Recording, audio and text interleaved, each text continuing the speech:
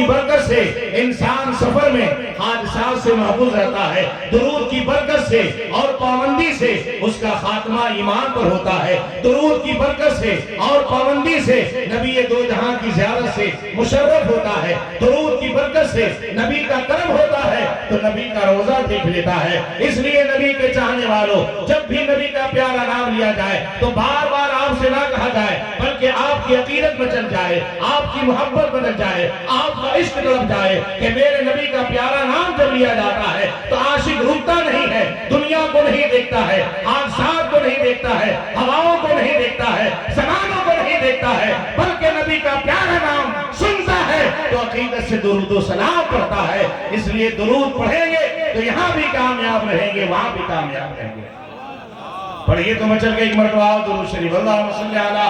سیدنا مولانا محمد مادن الجود والکرم وآلہ وصحبہ وآلہ وسلم صلو علیہ صلاۃ و سلام علیکہ یا رسول اللہ صلی اللہ علیہ وسلم۔ مجھ سے قبل آپ پیش کر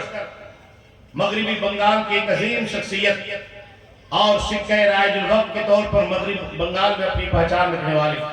حضرت علامہ مولانا مفتی مختار صاحب کا خطاب نایاب بڑا جامع اور مانے مختصر وقت میں علم کے تعلق سے اور علم کی فضیلت کے بارے میں آپ نے سماعت کیا۔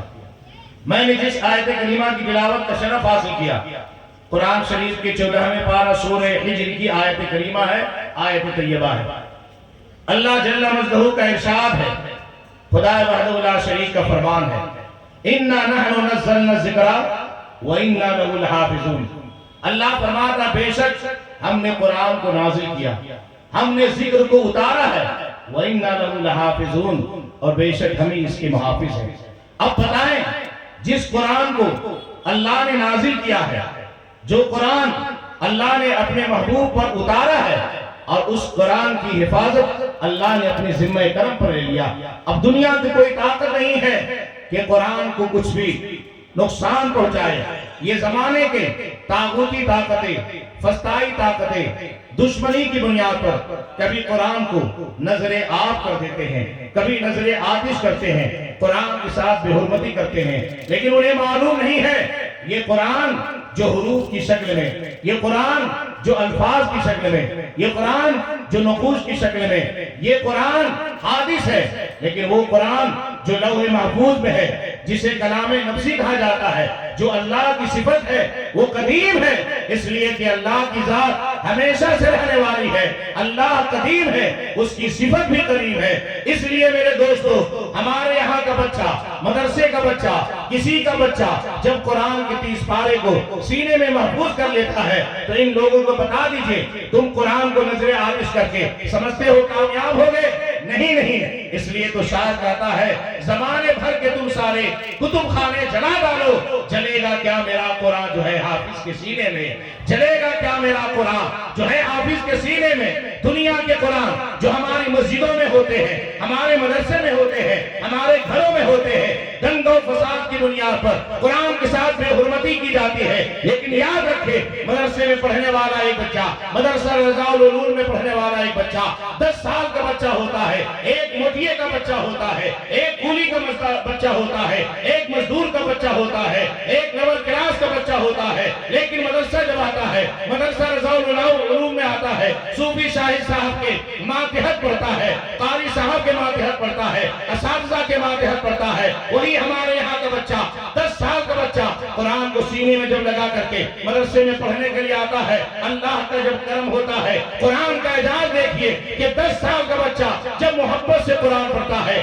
ذوق سے قرآن پڑھتا ہے، شوق سے محبت پڑھتا ہے، محبت میں ڈوب کر کے پڑھتا ہے، یہ سمجھ کے پڑھتا ہے کہ ہمیں حافظ قرآن ہونا ہے، جب یہ لگن کے ساتھ پڑھتا ہے تو اللہ کا کرم ہو جاتا ہے، تو 1 سال میں نہیں، 2 سال میں نہیں، 3 سال میں نہیں، 4 سال میں کم سے کم وہ بچہ حافظ قرآن ہو جاتا ہے، 30 پارے قرآن کا حافظ ہو جاتا ہے۔ آج دنیا والوں سے ہمارا سوال ہے، بڑے بڑے انگلش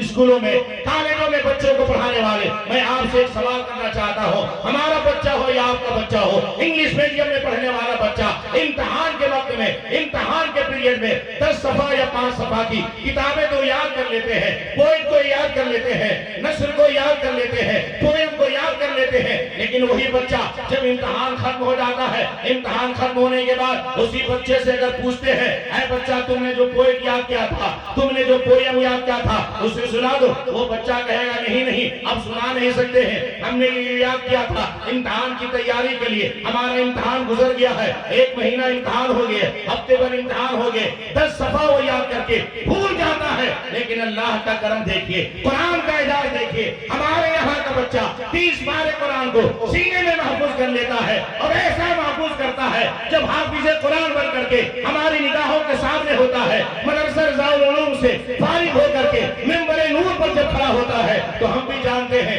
آپ بھی جانتے ہیں, ہم بھی محسوس کرتے ہیں, آپ بھی محسوس کرتے ہیں, یہی بچہ جب رمضان کا رحمت والا مہینہ آتا ہے, برکت والا مہینہ آتا ہے, نجات والا مہینہ آتا ہے, مغفرت والا مہینہ آتا ہے, اب وہاں پر کسی کو اگر حافظ قرآن کو تراشنا ہوتا ہے, قرآن شریف کو رمضان میں نماز تراویح میں اگر سننا ہوتا ہے, تو کسی اسکول کا رخ نہیں کرتے ہیں, کسی کالج کا رخ نہیں کرتے ہیں, کسی یونیورسٹی کا رخ نہیں کرتے ہیں, کسی مکتب کا رخ نہیں کرتے ہیں. وہ ذمہ دار جو مسجد کے ہوتے ہیں وہ چلتے ہیں, مدرسہ میں چلتے ہیں, کوئی مدرسہ رضاء العلوم میں آتا ہے, کوئی دارالرضاء الاسلام میں آتا ہے, کوئی دیگر سنی کے مدرسے میں آتا ہے, آ کر کے سیکریٹری کہتے ہیں, آ کر کے صدر کہتے ہیں مولانا صاحب مجھے ایک حافظ قرآن کو دے دیجئے, ایک حافظ کو دے دیجئے. مولانا صاحب پوچھتے ہیں کیوں چاہیے حافظ, وہ کہتا ہے اس لیے کہ رمضان کا چاند نظر آنے والا ہے, نماز عشاء میں, نماز عشاء کے بعد, فرض نماز کے بعد 20 رکعت جو نماز تراویح پڑھی جائے گی, اس نماز تراویح میں ہمیں ایک حافظ قرآن چاہیے, اس لیے کہ حافظ قرآن مصلی امامت پر ہوگا, وہ قرآن پڑھتا رہے گا, مقتدی اس کے پیچھے کر کے قرآن سنتے ہوئے نظر آئے گا. یہ کون دیتا ہے؟ یہ مدرسہ دیتا ہے,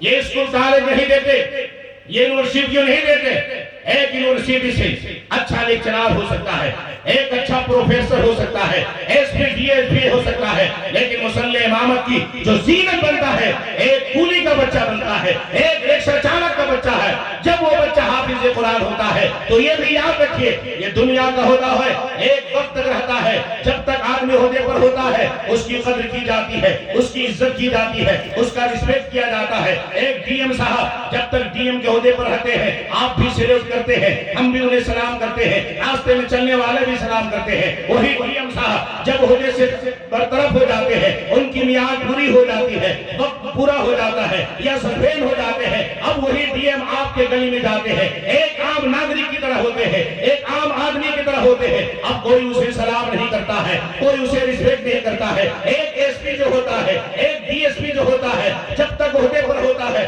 آگے پیچھے اس کے گاڑیاں ہوتی ہے, آپ بھی سلام کرتے ہیں, ہم بھی سلام کرتے ہیں, اس لیے سلام کرتے ہیں وہ عہدے پر